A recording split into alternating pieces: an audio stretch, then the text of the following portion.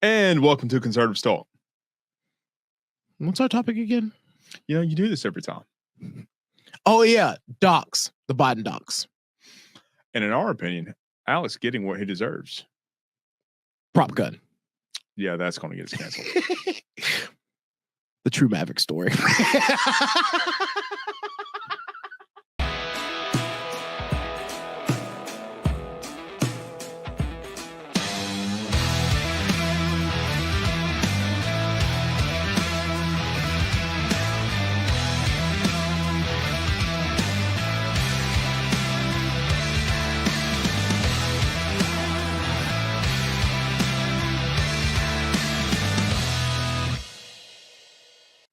And welcome back to Conservative Talk. My name's Justin. And this is Jamie. And as a reminder, we always like to make sure that we tell our viewers that to make sure they're hitting the like button and the share button on any of the production that we come across or we do release any of our content on. Make sure you're also hitting the subscribe button.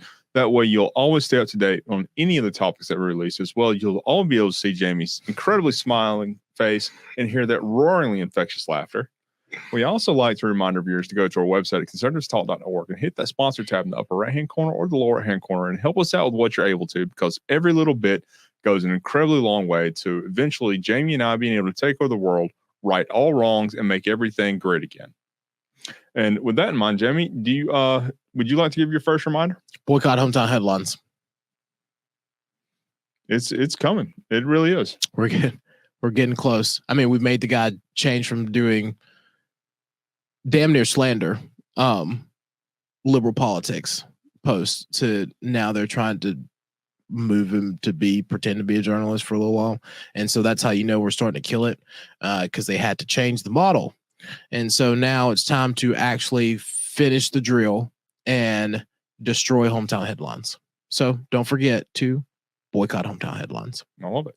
So with that in mind, we also want to say a quick thank you to our affiliates with the show, and our first one being Net News Network. So you can find Net News Network at netnewsnetwork.net.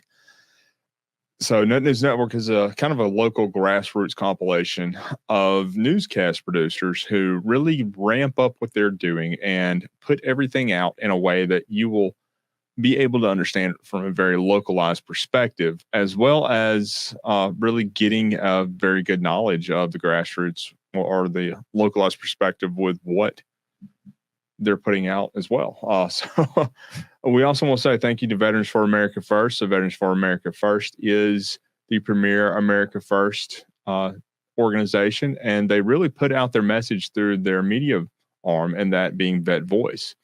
So you can find Vet Voice on every major media outlet out there. So you can find them on Getter, Facebook, YouTube, wherever. Make sure you're checking out Vet Voice for America First policies and policy advocates. So with that in mind, Jamie, let's jump right back into our first topic, and that being docs, the Biden docs. Yeah, this is kind of a tale that's starting to unfold. And, you know, you remember the story of, well, I think we talked about this last time, right? I heard dog will holler. Mm-hmm. And, oh God, was the one my mom used to always tell me. Guilty man schools first or something like that. You know what I mean? So that's the first thing that come to mind, right? Because it's just so interesting that first everyone goes in an uproar because they find, or they talk about these classified documents down in Mar-a-Lago, but then all of a sudden, probably in my opinion, the ones they were really looking for were with Joe Biden. Oh yeah, no, especially since they were some of the ones that they found there were from his when he was holding office as a U.S. senator. Then they found them as when he was running for or vice president. So how any of those documents as a U.S. senator or a vice president made it to a private facility is beyond me. To a garage, let alone, we're not even going to talk about the what do you call it? I guess you can, his consulting library, whatever you want to classify how you slosh your money. Like, you mean his influence peddling facility? Yeah, like you know what I mean. Like, look, hey, bro, however you want to launder your money, it's on you. But like, you know what I mean? Like, don't hide classified documents there while you do it. That's how you get raided. Well, the difference between that is Trump was raided, whereas the Biden administration claimed that they orchestrate or that they worked in hand with the FBI and the Department of Justice in obtaining these documents. Yet that's the same thing. Level, yes, but still, we'll leave that part out. Well, so here's the thing that's always kind of like, I'm just going to call a spade, right? You can say that. I can't. I know. They treat Trump like a thug. Mm-hmm. Okay. They treat Biden like a white collar criminal. It's the same crime. Only one gets the RICO though, which is, you know, like because I think about it that way, because when you start looking at how it's done, the FBI kicks in the door of thugs, or who they perceive in their head as thugs, or who the DOJ tells. Well, but before I even go there, right? That's because you're looking at January 6th. I'm just telling you how we look at as well as people who were supposedly keeping people from getting into abortion facilities. Let me back up for a second, okay? Let me finish my analogy, right? They raid the houses of thugs, okay? But they will call the white collar banker who's getting ready to get arrested for laundering money or embezzlement or whatever, and give him the opportunity to turn himself in, which is basically what we just witnessed. Okay, they didn't give President Trump any respect.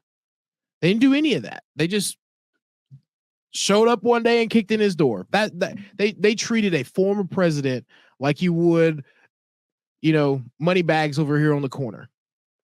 But then you're going to give Biden, who had documents for longer, who probably had worse information. You know what I mean? And then we'll get to the next part of that, right? About like who all had access to that information. Yeah. Treated him like it was just like, you know what I mean? Like, oh, well, you know, it's okay, sir. We know everyone makes mistakes. Is that your white voice? No, I can get whiter, but that's my I'll put it this voice. I'll put it this way. There was a House Oversight Committee hearing that was held. There were upwards of 600 documents that were released or that were presented to this House Oversight Committee during this hearing with the National Archives and their legal counsel there. To the 600 those 600 documents were 100% associated with what they were claiming Trump had done with the classified documents. When asked about providing documents for what Biden had done with the classified documents, can you guess how many they presented? 0. Exactly. Not the first one. That's a problem, y'all. That's a serious problem. Yes. 600 documents because you picked them, right? Well, 600 documents in relation to the investigation into it. Well, not the first one into Biden, who had them for longer and for a more extensive period of time. So, and on a less secure facility. And the FBI has been accused of this for a long time, of picking winners and losers, right? Because for the longest time, there's been this kind of I just use the banker analogy, right? Like because there are people who, depending on what industry you're in, right, are going to get raided versus people who are going to get asked to come in the middle of the night for questioning. Mm-hmm. And that's not justice. That's not fair.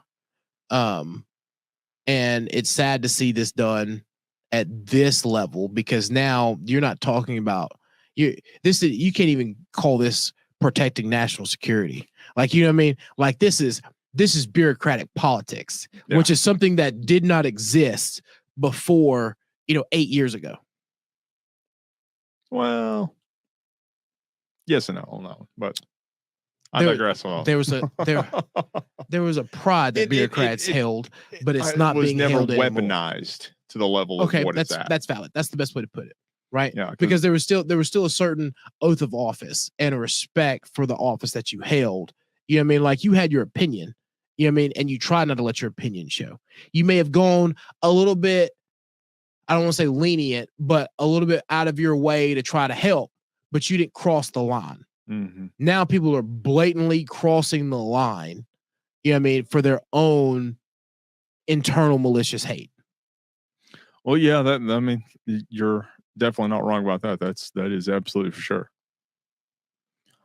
But so getting back to this, what we were talking about, the fact that we are not being told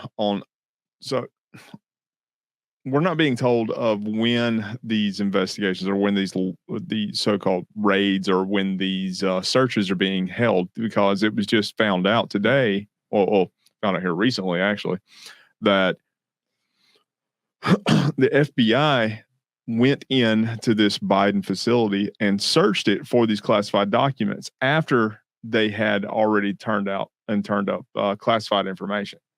So the press corps had reached out to the White House administration. They reached out to the White House General Counsel. They had reached out to the Biden office on the outside of the official side and saying, hey, can you provide us with a timeline of what's going on in these classified documents?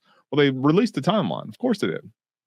But they neglected to add the fact that the FBI had gone into this Biden facility and searched it after the midterms had happened and after the fact that he had classified documents show up at out of his Delaware home, and after the FBI had gone in and raided and searched his Delaware home. Not to mention the fact that they neglected to tell anybody that any of these searches or any of these documents had been found until after the midterms had already occurred. So the FBI already had an investigation open. I'm making sure I'm getting this right. So documents were found. I believe it was November 2nd. Let's back up for a second. Yes. So the Biden documents team were found on November 2nd. Yes, by the Biden team, but they submitted them to the National Archives. But that's the piece that people were missing. Okay? No, hear me out. Okay, because everyone was wondering how he was able to get that special counsel so quickly. When you look at how they did President Trump, there was no warning. Like, he had to, go through the process and then say, hey, I want a special counsel. Like, there was a whole process to it. And then it was like, well, how did Biden do it so fast? Like, did he send Trump? Like, did he send them after Trump or whatever so he could prepare for his own? But the reality is they had already found the documents and then didn't release it till after the midterm. So that whole 2-week period, he had this entire time to go get the legal counsel and everything else that, they basically used to Trump, cover it up. Yeah, that Trump had to spend millions on just to get to the information to get to that point. Yep. And then found out later that more documents were discovered at his home in Delaware. And then you had the FBI come in and search that one. Of course, they were open and transparent about that one because at that point in time, you already caught. Yes. Yeah. You already got one trap house busted. Why wouldn't you tell them about the others? Especially the trap house where your son, who has been accused of influence peddling, had access to, with unequivocal access to, and has actually released video of him being right next to where those documents were. So, that's my whole other, that was the other part of this, right? Who took the documents to begin with? Because, well, they blamed Trump for that. Was it no? Here, I don't even want to go there because he wasn't even in office in 2008. Well, so that's the thing. So they blame him because his administration coming in apparently had put such a rush on them that they did not have time to secure all of these documents correctly, which in all honesty, the vice president had no right to have these documents to begin with. But yet they blamed the Trump administration for it. So Pedo Peter had classified documents they believed that he had in his home that Hunter had been staying in with crack whores, who we believe were Chinese spies and Could be Ukrainian spies. Absolutely. There is that possibility. I bet you it's in that 420 gigabytes that everybody's still going through. I'm willing to put something in on that. I had to change phones, and I'm scared to put that shit on an iPhone. Running BitTorrent through, you know what I mean, like a Google phone. I can do that. VPN helps. VPN does help, but look, running a VPN on a Wi-Fi network through a Google phone on BitTorrent, you're pretty secure. Anything associated with an iPhone is sketch. Automatic. But me, being who I am, it ended up becoming cheaper than a Galaxy. So you're welcome for that. But yeah, I mean, it's becoming one of these tales of the fact that, again, we're seeing this this incompatible treatment between two administrations. You're seeing how they're treated the Trump administration with this document issue, as well as what they're treating the Biden administration with this document issue. They raided him. They raided Trump. Dead of night. They raided Trump. They came in, FBI, no warning, anything like this. But yet they reached out to the Biden administration and said, "Oh, hey, may we come in and check this out?" And of course, they said, "Okay, yeah, sure," because they controlled that wing of the Justice Department. So who's to know how many documents they actually found? And they're only going to report 0 to oversight, mm-hmm. which is even more embarrassing. Yep. Yeah, it's definitely an issue that it's time to impeach the bureaucrats. Term limit the bureaucrats. I like that better than term limiting Congress. Say term limit them all. So let's burn it all down. That's a banana. That's a banana republic when you start. You're a banana republic. That's that. And I'm not talking about the clothing line either. That's when you start getting haywire. Like, because someone has to have historical, institutional knowledge, right? Again, they only have to have that when the institution is what you make it. So the institution is always what you make. No. If we make the institution less than what it is, then we don't have to worry about that issue. Okay, I agree with that. You shrink the size of the federal government and its responsibilities, then you wouldn't have to have as much long-term institutional knowledge, right? Like if we get rid of the ATF and the IRS, which are two on my list, and then dwindle the responsibilities of the FBI, we could be in a little bit better shape. Well, I'll put it this way: if you also opened up the Capitol for tourist visits, then you wouldn't have to worry so much about these members of Congress trying to find their ways to the bathrooms. Okay, that's valid. I just don't agree with term limiting elected officials. Because when you do that, you give staff the power. But if you go the opposite route, right, and term limit, how do you term limit someone's employment though? I guess at a certain position, you can term limit how long they can stay there. Like, or you just say when you have one elected official coming in, they have to bring in entirely new staff. That's hard because they're federal employees, right? We'd have to amendment. We'd have to amend, which would require what would be required for a term limit for the federal offices anyway. Mm-hmm. Because you'd amend that. But what I'm saying is like a director level, right? Because that thing can't be good for your psyche, right? Can you imagine being the director of the FBI for more than 8 years? You're mentally disposed. You're desensitized to literally almost everything at that point. The gruesome things that you've probably had to direct or see at that point in your life and your career, you probably need to be removed anyway, just from a mental health standpoint.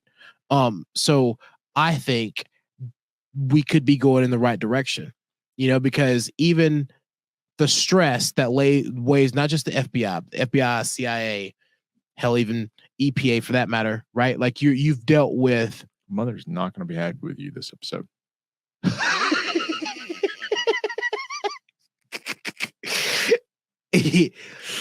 Sorry, I know it just keeps coming out. Feud. Anyway, yeah, and like once you term limit them, like you know what I mean, like you can either shift someone more into retirement or maybe ex officio role or a lame duck role or something like that, to where like the next 2 years or so they're coasting someone out, like you know what I mean, which also gives a little bit more structure to how you progress in the agency. It's not so much like, you know what I mean, I did it like Comey gets a lot of heat justifiably because it feels that he steamrolled his way by throwing Republicans under the bus in order to get to the FBI director seat. You couldn't have that if someone his age or rank at the time couldn't even qualify. But yeah, like, you know what I mean? Term limit directors. I can see that. Well, with that in mind, we do like to remind our viewers to make sure they're hitting the like button and the share button on any of the productions that we release on any of the platforms that we do put them out on, as well as make sure you're hitting the subscribe button. That way you're always being able to come back and seeing Jamie's incredibly smiling face and hearing that roaring infectious laughter. And we also encourage our viewers to go into our website, conservativestalk.org, and hitting that sponsor tab in the upper right-hand corner or the lower right-hand corner and helping us out with what you're able to, because every little bit goes an incredibly long way to allowing Jamie and I to eventually be able to take over the world. So, Jamie, I have to say, in my opinion, Alec is going to be getting what he deserves in this, with him being charged with involuntary manslaughter. Prop gun. So for those of you who may be living in under, I'm glad we waited to do this now versus when it first started, because that just makes this even more better. A little bit. So, well, yes, exactly.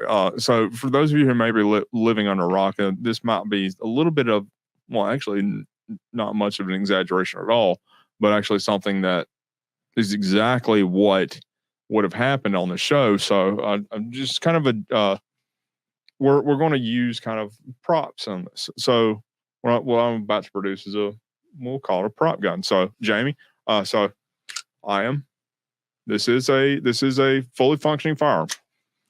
I have just charged the chamber with this. Point that at me and pull the trigger. Not happening. Why not? It's cold. There's no rounds in it. There's no ammo. Doesn't matter. Why wouldn't you do that and pull the trigger? Because since I was 5 years old, I was told that you don't point guns at people, especially when your finger's on the trigger. Even though you've been assured that there's no ammo in it. I don't care if there's a red tip on it. I don't care if it's a wooden gun. You don't point. I don't care if it's a Nerf gun. You don't point a gun at someone and even act like you're pulling the trigger. It's real simple. Yeah. Yeah, I mean, couldn't put any better than that myself. So he has been charged with involuntary manslaughter because when he took one of the prop guns that he had been told was cold, that had no ammo in it, and by the industry standard being told that something was cold, he shouldn't have had he didn't have the technical know-how to check and make sure that there was no actual live ammunition in it. And when he pointed it at one of the what was the prop directors there and pulled the trigger, it killed her and wounded somebody else. So the fact that he has been charged with involuntary manslaughter, people are actually coming out and saying that he should not be charged with involuntary manslaughter. No, that's the definition of involuntary manslaughter. Yeah, without a doubt. They said that it was a tragic mistake and a tragic accident, and he should not be charged with anything with that. And these are actually, and so one of the stories that actually comes from this came from, and I'll go name it outright, but it was Fox News. An opinion article that Fox News produced on their website said that he should not be charged with involuntary manslaughter because it was a tragic accident, tragic mistake. And we should not be charging people for tragic mistakes or tragic accidents. What? That didn't even make any sense.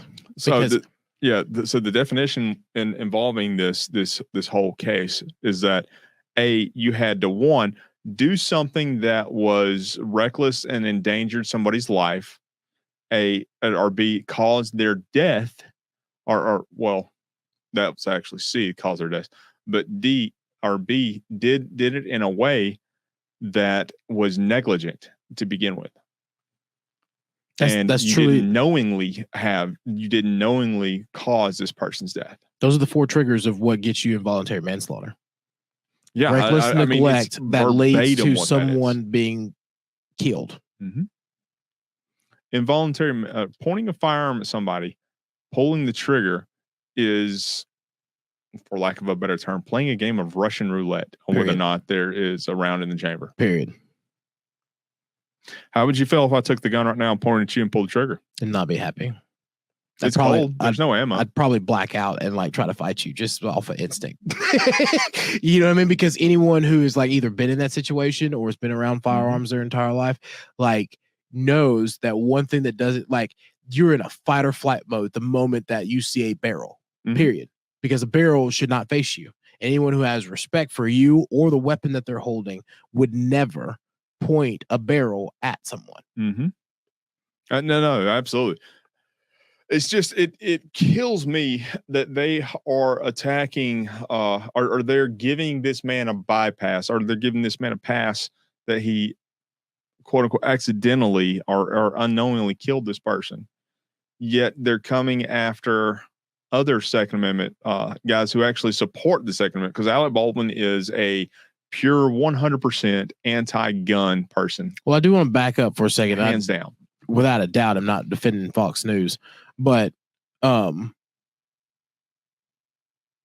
they have stopped someone from printing an opinion piece? Like, I mean, could they not have published it? Yes. On their website, yes. Are there rules against that? If you submit, how do you even submit an opinion piece to Fox? Well, like they you see where I'm going with this guy to write the opinion piece. Gotcha. All right, and that's the difference. The editor made the choice to publish this on their website. Okay, those are the parameters that I was not really aware of, because like when I think of Fox, I don't think of them even being an option for an opinion piece. Like that's like your local news, to where you send a letter to the editor, and as long as it meets certain parameters, they have to print it. You know what I mean? Like there's no real option for them to deny printing your opinion on that. Which was like, I didn't think Fox fell in that category of news, but telling me that they hired this person. They pay him for it. They pay. Yeah, he's a contributor. So he's like a columnist. More or less, yes. Which is even worse. Because why does Fox have a columnist who thinks it's okay for people to shoot people and doesn't know what the meaning of involuntary manslaughter is? Like why are you writing national news if you don't understand what involuntary manslaughter is? Yeah. It's crazy to think that people are actually coming out and trying to defend him on this, because they're saying that it isn't the actor's responsibility to know when a firearm is loaded. Doesn't matter. Anybody that has a firearm, it is their ultimate responsibility to know anything that happens in regard to that firearm. When it is in their possession, it's their responsibility. Yep. But because it's not just with firearms, it's with anything. And I think that's what my deeper hurt or misunderstanding with this is right. Like we tend to put celebrities and people we see on TV at a higher level in some people's heads than we do everyday people, and they put their pants on just like the rest of us. So my problem with this is if someone had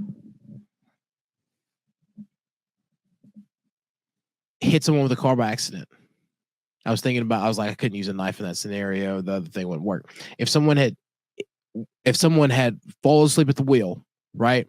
Something that happened to them, they go off, hit somebody on the sidewalk, someone dies, they're getting charged with involuntary manslaughter. Okay. Are you going to defend that? Are you going to try to defend that person the same way? Like it's their fault. You know, if you had ingested something or done something where you couldn't be behind the wheel of a car, even if it's by accident, you know what I mean? It's medical and you couldn't help it. You still took someone's life. Knowingly took the risk upon yourself to go out and place yourself in the position to where you cause someone else to die. Correct. So why should he be any different? Because he's Alec Baldwin. Alec Baldwin. I don't know. I think the mafia set him up. I was thinking more Team America, World Police, but the mafia set Baldwin up for that. That's just as believable as he should get off of it. Like, what the hell? Well, it's probably more the corporations. Sorry, I'm so sorry. It's probably the corporations. Mm-hmm. Mm-hmm. Just like Bill Cosby wasn't a rapist, the corporations just didn't want him to buy NBC. Yeah. You know what I mean? You spend way too much time on TikTok. These are the same, and that's coming from me. Like, you know what I mean? These are the same people. Like, where do you come up with this wild stuff? No, they're awful people. Like, period. Period. People do bad things. They killed this person. Yes. They killed this person. He killed this man. Like, he killed this woman. Mm-hmm. So, and part of that is they're trying to give this they're trying to give Alec this out on this, but yet they're still coming after our Second Amendment rights. I know how you do both. Well, this month alone, they banned an entire category of firearms that upwards of 40 million of these firearms are in American homes, or at least recategorize them from legal to own. So you have to have them registered. And if you don't register them, then you're a felon. And you mean liberals? I thought you were talking about the people on the opinion. Well, because it's all the same, right? Yeah. But in my mind, I'm sitting here thinking, I was like, I know you didn't try to attack because I didn't read the opinion article, and so I know you're. Well, that wasn't part of the opinion article. I understand. I'm on the same page now. Beforehand, I was like, how are you going to like try to take away guns and to defend somebody who kills someone with a gun, like openly? Hey, yeah, those two. If anything, the woman should have had a gun herself, and they should have just dueled. Something I'd like to be brought back in Congress, but. I just want it brought back in real life. Like everybody, you know what I mean? Like, let me get my one-shot little bucket. And and you know what I mean? Like, I got a problem with you, you got a problem with me, 10 paces. I feel like that's fair, right? No. Well, I guess it would depend. Oh, what you want is fair. Ooh. There's a lot to there's a lot to unpack in that one. A lot to unpack in that one. I guess I would rather see the boxing gloves come out than the guns, but okay. Either's fine with me. I like conflict. As I told someone not too long ago, we'll have the best gunslingers in the West running for Congress at one time. You know, like as I told someone not too long ago, just kill your way to the executive office. My preferred method is passive aggressive, but I am from Shannon, Georgia, and I don't care if you're below me, equal to me, a giant, a titan, I will fight you because I'm not scared. I may not want to fight, but I will fight. But back what I was talking about just a second ago is the fact that they have taken something that was originally done for veterans, for those who have been injured, who are not able to have a full Second Amendment or enjoy their full Second Amendment rights, be able to fire certain firearms with the accuracy that they would have been able to beforehand. And they have removed it to where now they have to go through a 2-year-long waiting period in order for them to be able to get any of these firearms to begin with. So they've taken, so for like this right here, that's hanging up on the wall, this AR-15. If I were to take the buffer off of that and put a pistol grip on it, I could put anywhere between a 16-inch barrel to a 7.5-inch barrel on it, and it'd be classified as a pistol, or at least that's what it used to be. Yeah. Now, if I put that pistol grip on there and put anything less than a 16-inch barrel on there, it would automatically be considered a short barrel rifle. So I would automatically have to register it as under a rifle. the ATF. Yes, as a short barrel rifle. Wait almost upwards of 2 years, pay a $200 tax stamp, and go through the bureaucracy of allowing the federal government of knowing that I had this firearm. That came out just this month. I vaguely remember that now. There was actually a lawsuit that has been filed that by several veterans that says that this right here is a violation of their Second Amendment rights, and they at no point in time intend to agree with it or will abide by it because it takes away from their ability to fire. These are injured veterans that are filing this because they 100% don't have the ability to fire the firearm that they have. That's awful. But yeah, Alec Baldwin can take a pistol, point it at somebody, pull the trigger, kill them, on a movie and set. walk away with it. On a movie set, and they want him to walk away. Mm-hmm. He's trying to do what Trump claimed. What's his sentence? Has he been sentenced yet? No, he's just been he's been indicted. Hasn't been arrested yet. He's been indicted. Charges have officially been filed. The sad part is, honestly, I ain't gonna lie to you. The sad part is they'll probably, and this is the most disgusting part about the entire thing. The most disgusting part about the entire thing is they'll probably give him a 10-year sentence with a 10-year sentence. They'll probably say that he can serve 5 with 2 on good behavior. And then like in a year and a half, they'll let him out on house arrest because he's got a bunch of money and he'll be a risk for him to be in security, in maximum security prison. I believe the minimum sentencing on that is 4 years. Involuntary manslaughter. He'll do 6 months house arrest of actual time. Which is horrible. I mean, and then pay millions of dollars to her family. Which he's already done in a civil suit. And he's settled. And then they'll, you know what I mean? Then he'll start a foundation and her name is a part of the settlement. Mm-hmm. She needs to be in prison. 100%. This is what I'm talking about, man. It's so disgusting how little we value life anymore. Well, you know, it kind of goes back to the first topic that we put out. I'm talking about the whole difference in how these things are approached. If it were Joe Schmo, they'd be thrown into the prison or thrown into the jail. 25 to life. Mm-hmm. Because it's Alec Baldwin, he'll get house arrest. And these are the same people who kill babies. That's the thing that gets me. Yep. So on that depressing note, we want to literally cry. We want to make sure that we remind our viewers to make sure they're hitting the like button and the share button on any of the productions that we do produce and release on the platforms that we put them out on, as well as hit the subscribe button so you'll always be up to date on any of the topics that we do release, as well as always be able to come back and see Jamie's occasional smiling face and occasionally hear that roaring laughter. So I need to get one of those long foam fingers so I can like poke you in the belly. And when you start talking like the doughboy. And then we also like to conserve our remind our viewers to make sure they're going to our website, conservatives.org, and hitting that sponsor tab in the upper right-hand corner or the lower right-hand corner and helping us out with what you're able to. You will be directly contributing to Jamie and I eventually be able to take over the world and correct all these rights and these wrongs and make sure that this doesn't happen and Alec Baldwin serves the rest of his life in jail. We also want to say a quick thank you to Net News Network, Veterans for America First, and their media arm, Vet Voice. So with that in mind, Jamie, do you have any other final thoughts? Yeah. Final thoughts that I want to put together are, don't forget, it's now the time to get involved with your local elections and involved with the local party.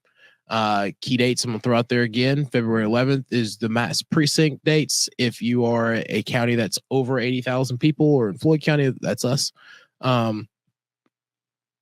March 11th is your county convention. That's for all counties, all 159 of us in the state of Georgia. And then your district convention, unless you got a waiver from GAGOP, will be April 22nd. Check with your district, with your congressional representatives on where that may be, or their, convention cycle areas. State will be in June down in Columbus. We look forward to seeing everyone. And then in between that time frame, do remember that we have municipal elections coming up. So if you are nonpartisan but have conservative values and would like to run within the city of Rome or any other local city within the state of Georgia, please contact us and we'll be more than willing to help you. Well put. Good. You summed it up beautifully there with that. Thank you. So with that in mind, this is Conservative Talk, and we'll see y'all